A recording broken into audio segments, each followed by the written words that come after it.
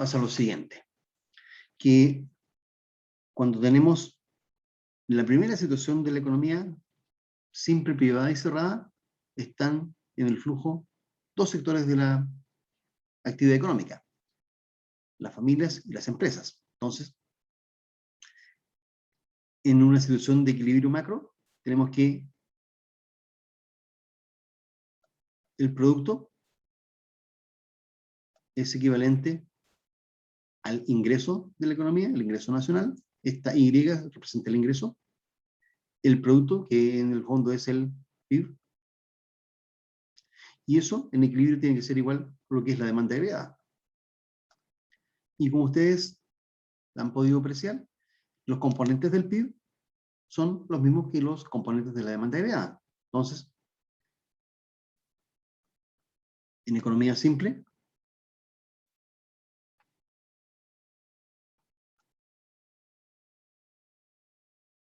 privada y cerrada,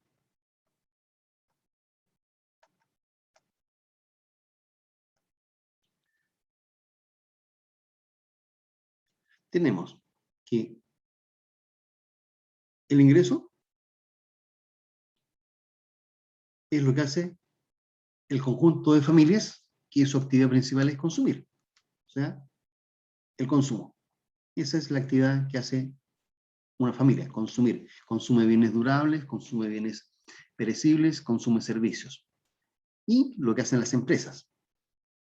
O sea, lo que hacen las empresas es el caso de la inversión. La inversión. Por lo tanto, ese mismo ingreso que tienen las familias tiene dos destinos. ¿Y cuáles son? Son el consumo o el ahorro. Y de aquí surge la primera identidad básica. La primera identidad básica que nos indica que, ¿cuál será la primera identidad básica que se deduce de esto? Si el ingreso es igual al consumo a la inversión y a la vez el ingreso es igual al consumo hacia el ahorro, eso nos dice que en esta situación tan simple, la inversión es igual al ahorro. ¿Ok? Entonces, aquí está también algo detrás de ello. Es decir, en una economía donde las familias ahorran una parte de sus ingresos, esos son generados al sistema financiero que después las empresas los pueden tomar para hacer proyectos de inversión y con eso generar crecimiento en la economía. Una economía que no ahorra y consume todo tiene muy pocas posibilidades de tener una tasa de crecimiento en el tiempo porque no va a haber de dónde obtener recursos para hacer la inversión. Y esa como primera situación de análisis, ¿ya? Entonces, esa es la primera situación que uno puede ir observando. El consumo es fundamental, pero si no hay ahorro, bueno, no hay de dónde sacar recursos para que las empresas puedan hacer las inversiones. Estamos hablando de una economía simple, privada y cerrada, ¿ya? Podrían ir al sistema financiero externo, pero aquí estamos hablando de esa situación. Entonces, eso es lo más simple. Entonces, primero, hay que tener ahorro para poder hacer las inversiones, ¿ya? ¿De dónde vienen los recursos? Del ahorro, para que hagan proyectos de inversión. Y con eso generen crecimiento económico. Bueno, también tenemos ahí que cuando agregamos a un tercer agente, ¿ya?, a este proceso, estamos ahí con el sector público, el gobierno. Entonces, agregando el gobierno, tenemos ahí que ahora el ingreso va a ser igual a lo que hacen las familias, el consumo, más lo que hacen las empresas, la inversión, más todo lo que haga el sector público, ¿ya? Que es el gobierno y que genera lo que es el gasto público, G. Ahora ya agregamos un tercer sector, el sector público. Y este sector público tiene relaciones con todos los agentes que están ahí, ¿ya? Tiene relaciones con las familias, con las empresas, con el mercado de bienes, con el mercado de factores, con con el sector financiero, ¿ya? Porque ahí de por medio hay un sector que está ayudando a que esto se lleve a cabo, que es el sector financiero, ¿ya? Entonces, tiene relaciones con todos los que están ahí. A través de, por ejemplo, el gobierno ahora les cobra impuestos a las familias de sus rentas, ¿ya? Obtienen sus ingresos y ahora ese ingreso que tienen, algo deben aportar como concepto de impuesto. De tal modo que a las familias ya no les queda el mismo ingreso que había antes, ¿ya? Que se destinaba al consumo o al ahorro. Ahora hay otro ingreso, que es más bajo, producto de que hay pago de impuestos de por medio. Lo mismo ocurre con las empresas. Las empresas, cuando hicieron su proceso productivo, eh, contrataron factores, ¿ya? Y pagaron por esos factores. Luego generaron con eso la producción y esa producción la pusieron a disposición de las familias para ser consumida. Entonces, si los ingresos por venta, producto de la producción generada, es superior a los costos que tuvieron para realizar la producción, con los pagos de remuneraciones a la tierra, al trabajo y al capital, tienen utilidades. Y ahí tenemos el concepto de la utilidad, que deben aportar parte de esa utilidad como impuesto también a las arcas fiscales, ¿ya? Recuerden que cuando analizamos en el curso anterior de métodos, teníamos ahí los flujos, y para llegar al flujo de utilidad antes de impuesto, utilidad después de impuesto, que también lo vieron, bueno, ahí está por medio lo que pagan las empresas y aportan a las arcas fiscales. Pero a la vez, el fisco también tiene una, um, una interacción en el otro sentido, o sea, con familias y con empresas. A las empresas a veces les genera una subvención a la actividad productiva, una ayuda para que en el transcurso de un lapso de tiempo se vuelvan más eficientes y con ello generen una mayor producción. Y con las familias también, porque a las familias les genera ayudas, eh, las becas, los bonos, el IFE, lo que está ahí. Entonces, hay interacción en ambos sentidos. Y surge también el otro concepto. A raíz de esto, que ahora ya las familias no tienen el mismo ingreso que antes. Por lo tanto, ahora surge el concepto del ingreso disponible, I sub D. Y este ingreso disponible es el ingreso que tienen las familias, que percibieron de parte de las empresas, es el ingreso, menos el pago de impuestos, ¿ya? Y ese pago de impuestos está asociado con la letra mayúscula T, de tax, ¿ya?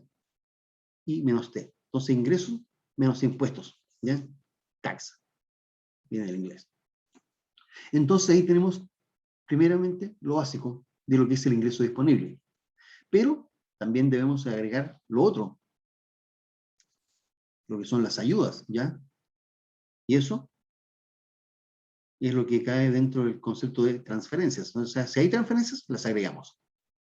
Más transferencias. Y ahí, en general, tenemos el concepto del ingreso disponible, lo que se puede destinar al consumo y al ahorro. Entonces, ahora es ese ingreso es el que se destina al consumo o al ahorro, no el ingreso que había antes. Entonces, ahora es el ingreso disponible el que se puede destinar al consumo o al ahorro. Por lo tanto, ahora ya dejó de ser la identidad que había antes. Ya la inversión no es igual al ahorro, en este caso, ¿ya? ¿Por qué? Porque hay otro elemento que está ahí considerado, que es el sector público. En este caso, se tiene una economía pública y cerrada. ¿ya? Cerrada porque aún no está incorporado el resto del mundo, los otros países, ¿ya? Y además, aquí surgen los conceptos de las cuentas fiscales. ¿Qué pasa con las cuentas del Estado? Entonces surge el concepto de el saldo del presupuesto fiscal, SPF. Y ese saldo del presupuesto fiscal, como presupuesto, ¿en qué consiste? Consiste en los ingresos que tiene el fisco, que es a través de los impuestos, o sea, sus ingresos, que son los impuestos, menos sus partidas de gasto, menos lo que es el gasto propiamente tal, gasto público, y también la otra partida que son los regalos, las transferencias. Y tenemos el saldo de las cuentas fiscales. Y ese saldo puede ser o positivo o negativo, ¿ya? Entonces, si este saldo es positivo, ahí tenemos un superávit fiscal, o sea, hay un ahorro del Estado. De lo contrario, si esto fuese negativo, quiere decir que los gastos fueron superiores a lo que les ingresó por concepto de impuestos. Por lo tanto, hay endeudamiento fiscal, ¿ya? Deuda pública. Y esas son las opciones. Bueno, teóricamente hay una tercera opción. ¿Cuál es la tercera opción teórica? Saldo cero. Saldo cero, o sea que el presupuesto fiscal esté equilibrado. Bueno, eso es en teoría, eso no ocurre en realidad. Pero bien, lo ponemos como algo teórico. O sea, ahí está como el presupuesto fiscal en equilibrio, ¿ya? Antes había una regla de lo que se llamaba el superávit estructural, que se dejaba un punto porcentual del PIB para ahorrarlo para periodos malos. Se mantuvo eso durante mucho tiempo y habían recursos a donde acudir para afrontar periodos donde la economía está en una situación tal vez de recesión. Después ese superávit estructural bajó a medio punto y se mantuvo por ahí por medio punto. Bueno, son políticas para poder establecer cuando la situación está muy buena, ahorrar para afrontar periodos cuando la situación está mala, ¿ya? Ahí tenemos el concepto del superávit estructural. Entonces, son los conceptos que van surgiendo a partir de estas incorporaciones de cada sector. Y finalmente, para que quede todo completo, fíjense que aquí cuando el gobierno tiene deuda pública, puede acudir al sector financiero, ¿ya? Para tratar de saldar su deuda. Pero ahora agregamos al último sector. El último sector que es el sector externo, el resto del mundo. Entonces, ahora, agregando al último de los sectores, ya tenemos que el ingreso es igual al consumo familiar, más la inversión de las empresas, más el gasto del Estado y más la exportación neta, ¿ya? Cosa que ustedes ya han conocido previamente, pero aquí está con los 4 sectores, ¿ya? Entonces, aquí, ahora, podría, una vez incorporado el resto del mundo, podría el PIB ser mayor que antes o tal vez menor, dependiendo de cómo sea el comportamiento del resto del mundo en esta situación, X sub N. Porque si, ¿en qué consiste este X sub N? ¿Ya? ¿Qué es el X sub N? X sub N es la exportación neta. Y eso quiere decir que es la exportación menos la importación. O en general, X menos M. ¿Ya? Exportaciones menos importaciones. Eso nos da el saldo de lo que es exportación neta, que se conoce también como el saldo de la balanza comercial de un país, que se refiere al intercambio de bienes. ¿Ya? Los bienes que exportamos los bienes que importamos. Exportamos cobre, importamos petróleo, importamos autos, exportamos manzanas, exportamos naranjas, cosas así. ¿Ya? Entonces, el saldo comercial puede ser positivo o negativo, dependiendo del comportamiento de lo que está sucediendo con la parte de relaciones con el resto del mundo. Y eso ya nos lleva a tener una situación completa de lo que es el flujo, ¿ya? Que este sector externo se relaciona a través de lo que es el PIB y de lo que es la demanda agregada con lo que es la economía, ¿ya? Entonces, aquí tenemos el flujo completo. Entonces, aquí, fíjense, ¿qué ha pasado en lo que yo les hablaba hace un rato atrás? ¿Qué pasó en mayo, ya? Con los indicadores de mayo. Por ejemplo, el dólar al alza, el peso depreciándose a la baja, depreciándose alrededor de un 5%. ¿Ya? Hubo un momento en que la moneda chilena fue la más depreciada en el mundo, producto de esta alza del dólar. Y aquí, en un informe que emanó del Banco Central, por ahí en la primera semana de junio, ¿ya? El saldo comercial fue superávit comercial, es decir, las exportaciones fueron mayores que las importaciones. Entonces, si aquí X sub N es positivo, eso es superávit comercial. Cuando es negativo, es déficit comercial. ¿Ya? Son las alternativas. Bueno, en la teoría también nos da la otra opción, que sea cero, ¿ya? Que las exportaciones igualen a las importaciones. Es teoría. Lo real es lo otro. Bueno, entonces, ¿qué pasó en ese informe? Hubo un superávit comercial de 1.300 millones de dólares, ¿ya? Más o menos, 1.314 millones de dólares. ¿Dónde? Influido por principalmente la exportación de cobre, dado su mayor valor histórico, ¿ya? De 4,7 dólares la libra de cobre. Valor o precio que se determina en la Bolsa de Metales de Londres, ¿ya? No lo pone Chile, se determina por oferta y demanda. Entonces, eso fue una situación que benefició al país porque el precio estaba en su pico, lo más alto en la historia, ¿ya? Antes estuvo por ahí por el 4,5, pero llegó al 4,7. Entonces, eso genera esta situación del superávit tan grande. En cuanto a los que son las exportaciones, hubo un valor de 7.920 millones de dólares. Y eso experimentó un alza con respecto al mismo mes del año anterior de un 35%, ¿ya?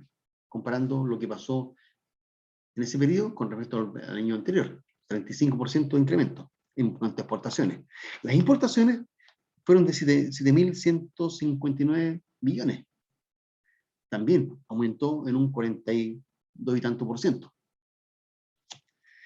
Pero estuvo aquí la parte importante de los envíos mineros, ¿ya? Los envíos mineros, donde hubo 5.333 millones de dólares, ¿ya? En el año 2020, fue de 3.197, donde de esos 5.000, 4.900 fueron solo de cobre, ¿ya? Entonces, eso ayudó a este saldo de la balanza comercial con superávit, ¿ya? Eso más o menos es lo que tenemos como cifra. Y el año pasado, como resultado completo, hubo una contracción económica, ¿ya? De un 5,8%.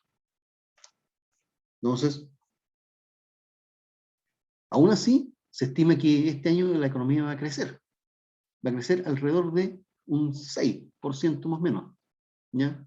Pero por la base comparativa que es muy baja, ¿ya? Entre un 6 y un 7%. Pero es porque la base con la cual comparamos está muy, muy bajo. Bien, entonces, vamos a lo que es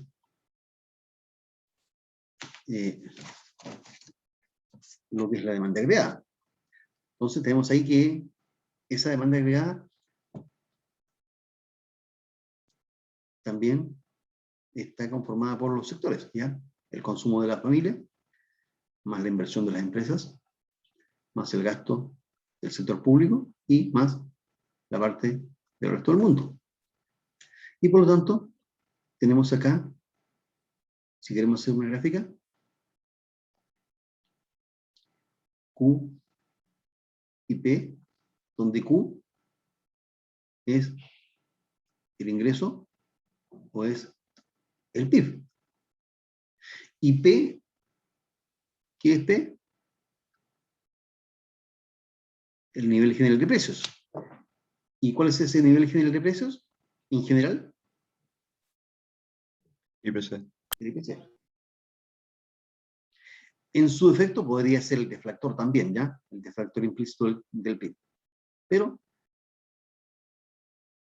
es más usado el IPC, porque refleja de mejor manera el costo de vida en un país. Entonces, ahí tenemos una demanda agregada, una función de la demanda agregada. Y si queremos hacerlo esto más sencillo, más simple, bueno, lo hacemos en forma lineal, ¿ya? Teniendo presente que es una curva, ¿ya? Entonces aquí tenemos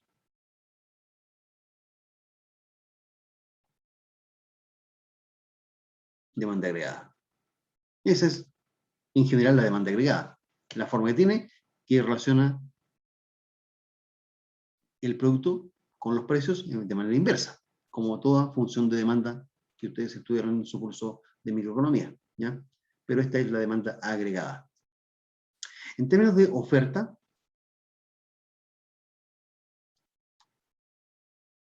agregada, tenemos posturas. Lo que es la postura clásica de los economistas clásicos y la postura keynesiana.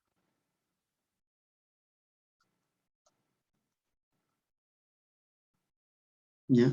Los clásicos apuntan a la situación de largo plazo, donde estamos en una situación de el PIB potencial, ¿ya? Pleno empleo de factores.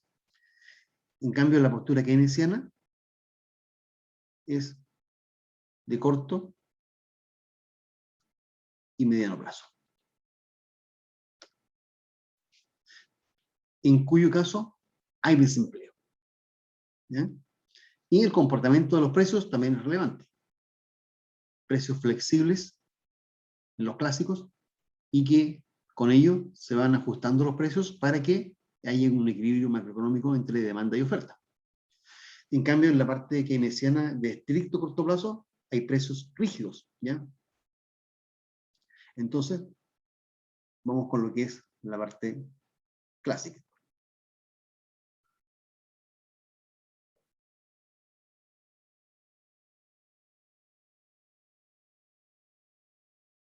Entonces, la curva de oferta agregada planteada por la parte clásica es vertical.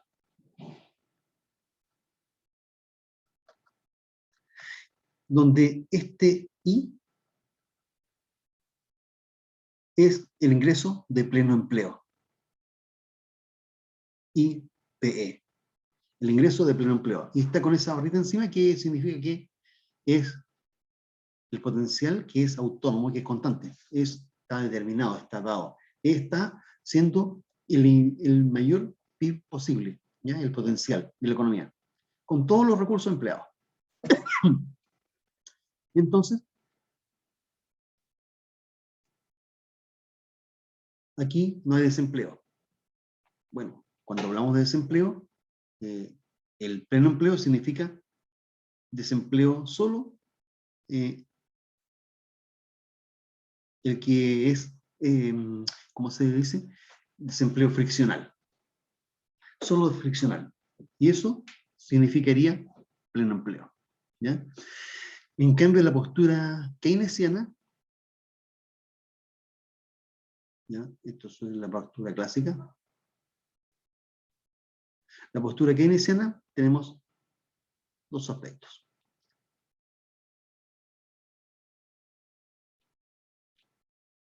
Una de estricto corto plazo, donde la oferta agregada es horizontal. Todo lo contrario a lo que es la clásica, ¿ya? En este caso, el nivel de precios es el que está dado. Esto es muy poco real, o sea que los precios sean absolutamente rígidos en el tiempo. Entonces, surge la otra postura keynesiana en que es de corto y mediano plazo con pendiente. ¿Ya?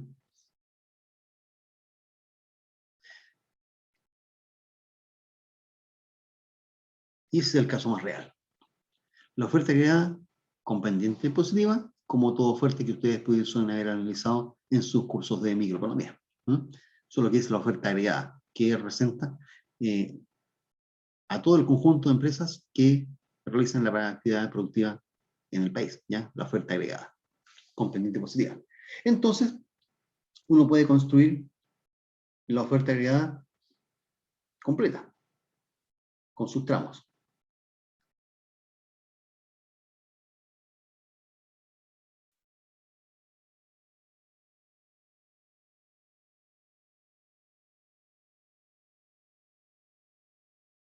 Ahí, ¿ya? Y este sería el de pleno empleo.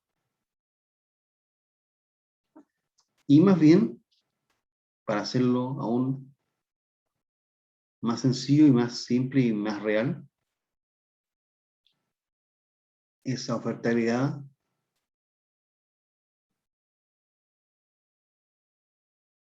es solamente eso, ¿ya? Porque el otro tramo es irreal. Entonces, ahí tenemos la oferta agregada completa.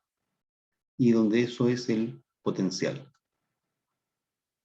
el ingreso o producto de pleno empleo. De tal modo que cuando incorporamos para tener un equilibrio con oferta y demanda, en la parte clásica, piensen,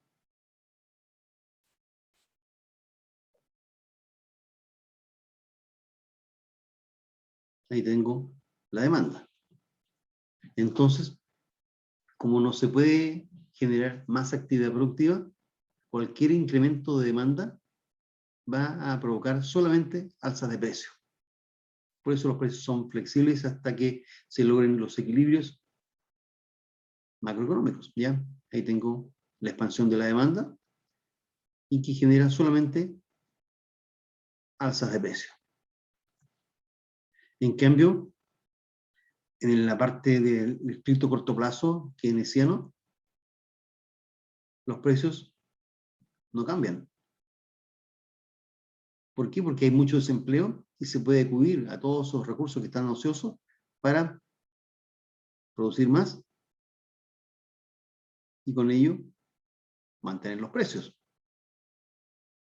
¿Ya? Entonces, ahí hay más producción. Bueno, eso de mantener los precios es bastante poco realista. De tal modo que ahora, cuando lo hacemos en la oferta agregada keynesiana, pero lo que es real, tenemos ahí el equilibrio. Demanda-oferta. Y una expansión de demanda lo que hace es que haya más producción, pero a la vez alzas de precio, y es lo que realmente ocurre. ¿Ya? Entonces, en una situación de equilibrio macroeconómico, hay equilibrio con desempleo. O sea, eso que está acá.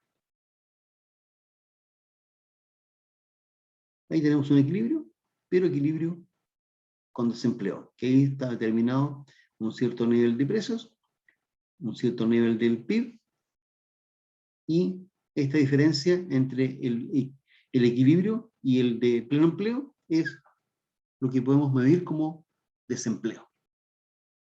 ¿Ok? ¿Se entiende?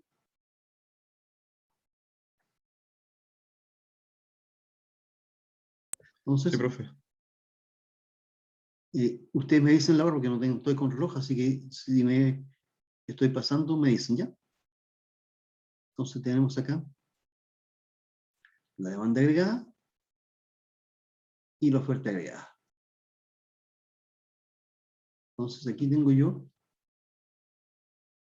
el potencial de pleno empleo y aquí tengo el equilibrio. ¿Ya? Y aquí tengo un cierto nivel de precios, un P0. Y ante una expansión de demanda, tengo yo lo siguiente. Genero un crecimiento en la economía. Me acerco al pleno empleo. Entonces, pero también hay un poco de inflación. Prima. Entonces, ahí tengo el del TPC. Y aquí tengo el crecimiento. ¿Ya? Entonces, aquí tengo inicialmente ese valor para el desempleo, mu. Y luego, con el crecimiento, tengo un valor menor para el desempleo, mu prima. ¿Ya? Y eso es lo que uno puede analizar con la curva de Phillips.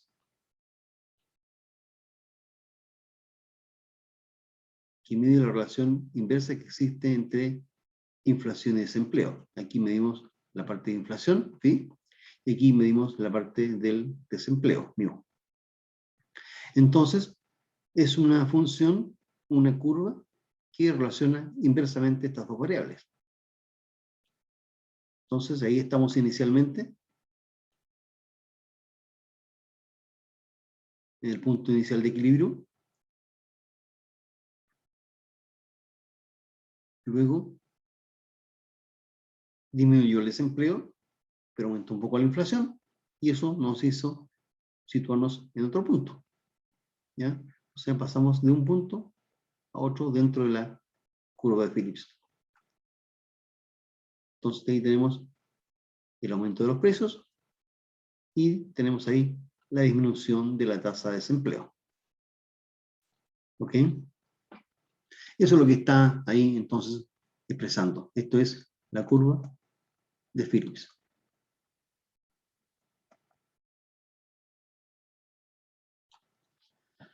Esto es para casos de variaciones en demanda agregada y de corto plazo. No para casos de variaciones de oferta agregada, ni tampoco de largo plazo. ¿Ya? Para que lo tengan presente. ¿Se entiende? Profe, ¿podría repetir lo último, por favor? Y esta curva de Phillips lo que hace es ver esta relación que hay entre inflación y desempleo, pero solo para cambios en la demanda agregada y para periodos de corto plazo. ¿Ya? Eso es lo que expresa. No sirve para los cambios que hay en la oferta agregada ni para casos de largo plazo. ¿Mm? Eso es lo que les expresa. ¿Alguna Gracias. pregunta, duda?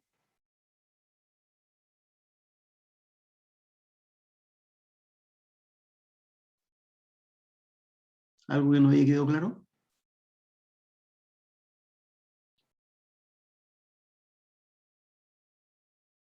¿Mm? ¿No? Todo Todo bien, claro, profe. profe. Bueno, me alegro que esté todo claro porque así tienen más herramientas para ir incorporando eh, a su maletín de herramientas para su análisis. ¿Ok? Bien, entonces, eso aquí, ¿cuánto nos queda? Son En las teoría ya pasó la 9:35. hora, profe. Son las 35. 9:35. Estamos en la hora ya. Nos falta un poquito porque partí un poquito más tarde, así que, Sí, porque partió tarde. sí, así que vamos a cerrar dentro de un instante. Bien, entonces, ¿qué es lo que es lo relevante para este caso? Relevante considerar los equilibrios. Y fíjense qué pasaría ante una situación en que, como la descrita anteriormente, en que hubo un superávit comercial. ¿Ya? En el mes de mayo hubo ese superávit comercial y eso influenciado por el mayor precio del cobre. Supongamos que eso es lo que estamos pensando. Precio del cobre, aumentó el precio del cobre y generó ese mayor superávit comercial. Bueno, eso fue lo que está graficado ahí. ¿Ya?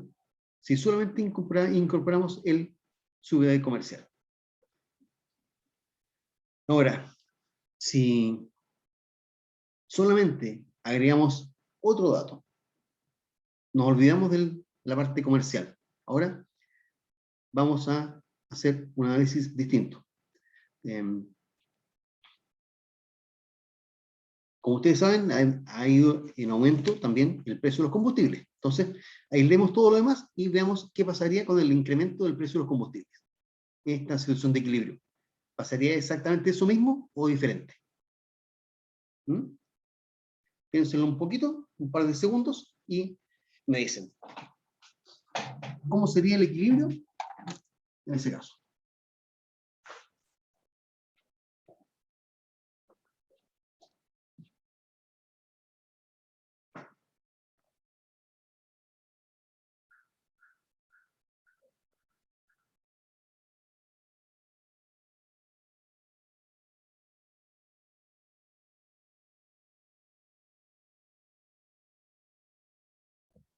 Profe, según lo que aparece en el texto, en este caso, un aumento en el precio de los combustibles, por lo menos desde el punto de vista de la oferta, eh, mayor costes, si bien es cierto, no influye por lo que estoy viendo acá en el PIB potencial, sí genera una contracción en la oferta.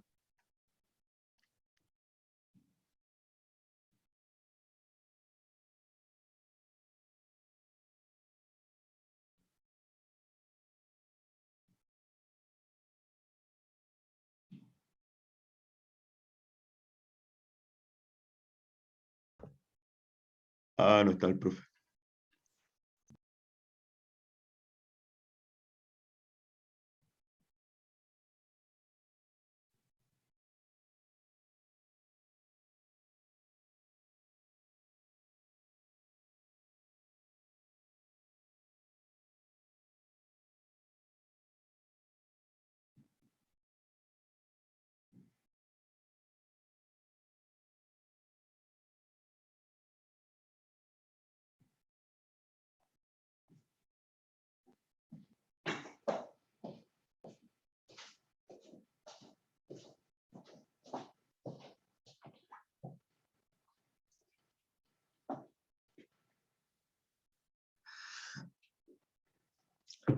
Ok, ¿pensaron?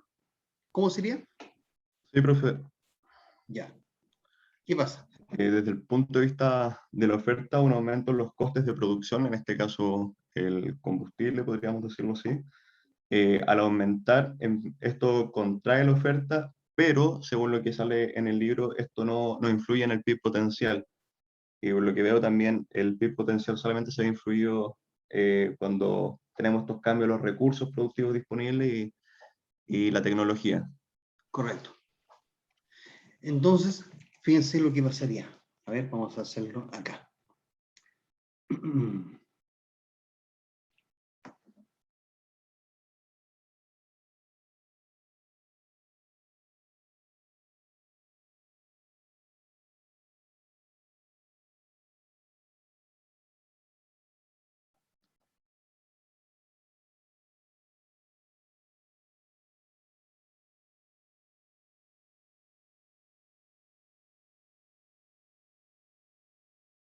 Estamos en la situación inicial de equilibrio.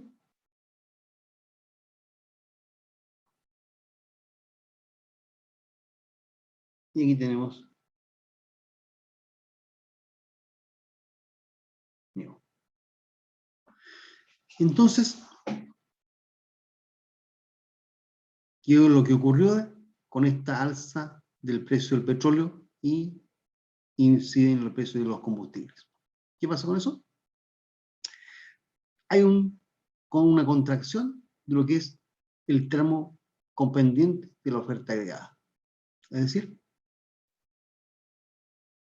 no afectó el PIB potencial, pero sí la parte compendiente de la oferta.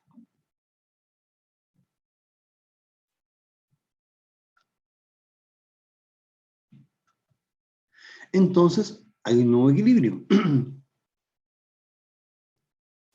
Hay una contracción. Y también hay inflación.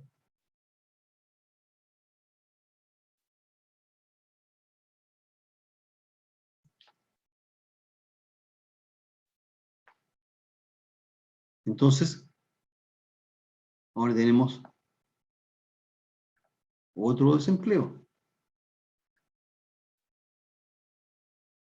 Y si quisiéramos ver eso en la curva de Phillips, no es posible.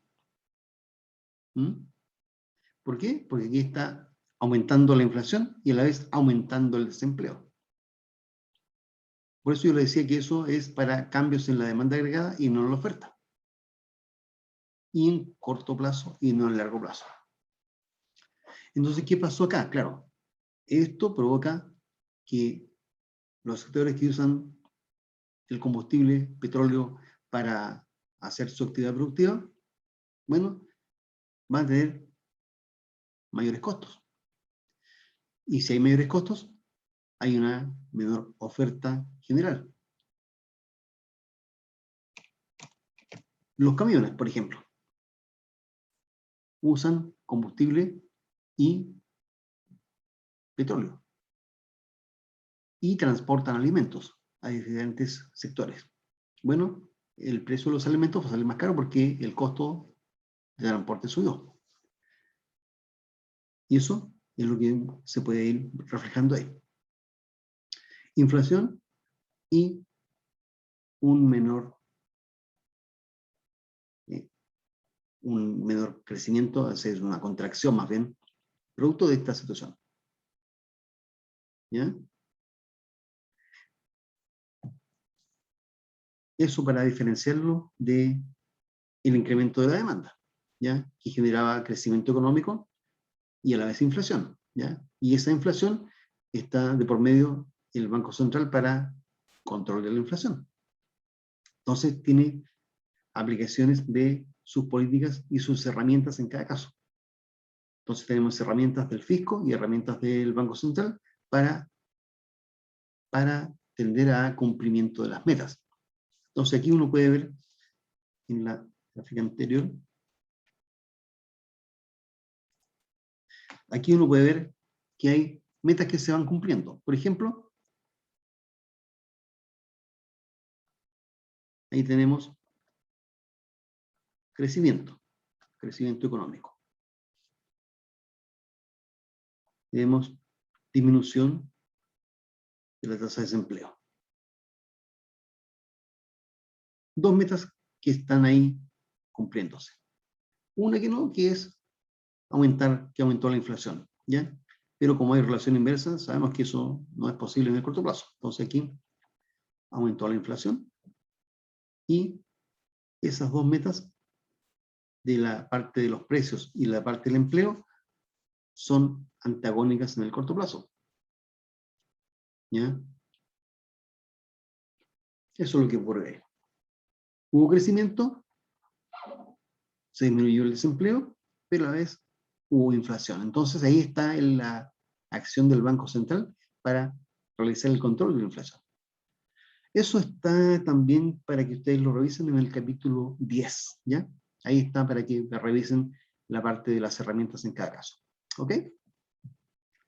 Bien, nos veremos entonces en una próxima sesión. Espero que haya quedado claro todo lo que expusimos y será hasta la próxima semana.